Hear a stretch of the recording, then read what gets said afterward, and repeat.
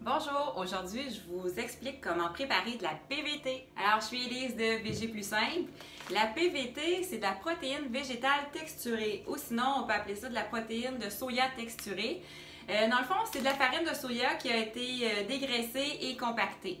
On l'utilise sensiblement comme on utiliserait du bœuf haché dans nos recettes. C'est un aliment super intéressant parce que c'est un aliment qui est faible en gras, qui n'a pas de gras, qui n'a pas de cholestérol et qui est faible en sodium. Aussi, ça contient plein de fibres, plein de fer, plein de protéines et plein d'autres nutriments. Donc, c'est vraiment un super aliment et c'est vraiment intéressant de l'avoir dans sa cuisine quand on cuisine végé.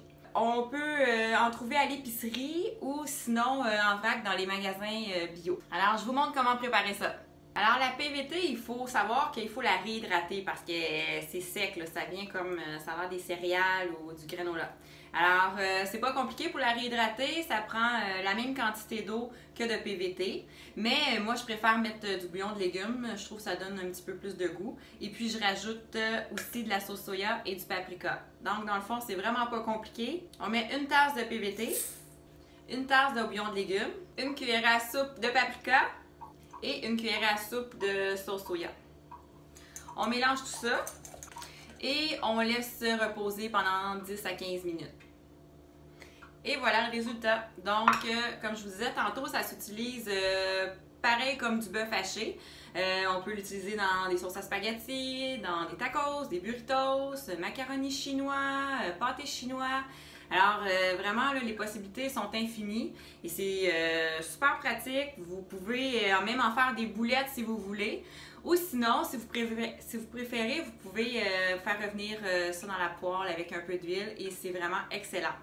Alors, si vous voulez connaître tous les indispensables que vous devez avoir dans votre cuisine, si vous voulez commencer à cuisiner végé, je vous invite à télécharger mon guide Mes indispensables végé. J'ai mis le lien dans la description sous la vidéo.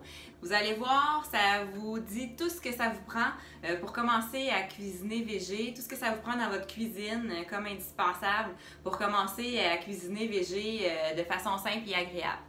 Alors, si ce n'est pas déjà fait aussi, je vous invite à vous joindre à mon groupe Facebook privé VG Plus Simple. Je vais mettre aussi le lien dans la description. Alors, amusez-vous à découvrir la PVT. Ciao!